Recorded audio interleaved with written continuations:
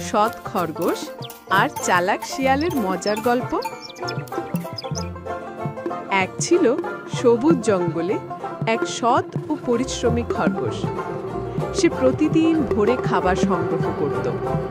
গাজর, ফল, শুকনো পাতা সবই গর্তে জমিয়ে রাখত।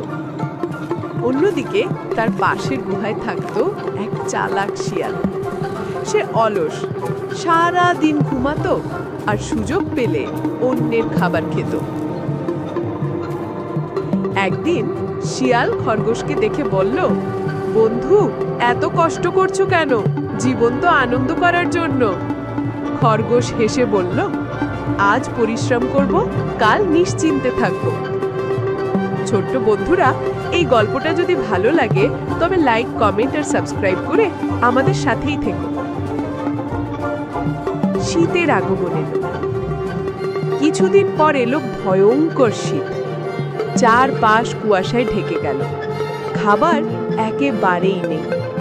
খরগোশ গর্তে বসে জমিয়ে রাখা খাবার খেয়ে নিশ্চিন্ত। কিন্তু শিয়াল তখন ক্ষুধায় কাহিল হয়ে খরগোশের কাছে এলো। বন্ধু, আমায় কিছু খাবার দাও। খরগোশ দিল। তবে শিয়াল বুঝলো, আহা, যদি আমিও সময় মতো খরগোশের মতো পরিশ্রম করতাম। যে পরিশ্রম করে সেই নিরাপদ থাকে। অলসতা শেষমেশ বিপদ ডেকে আনে। সময় মতো চেষ্টা করাই সুখের রহস্য। আমাদের এই ছোট্ট গল্পটা ভালো লেগে থাকলে এখনই লাইক দাও, কমেন্ট করে মতামত জানাও আর সাবস্ক্রাইব করে নতুন নতুন গল্প শুনে মজা পাও।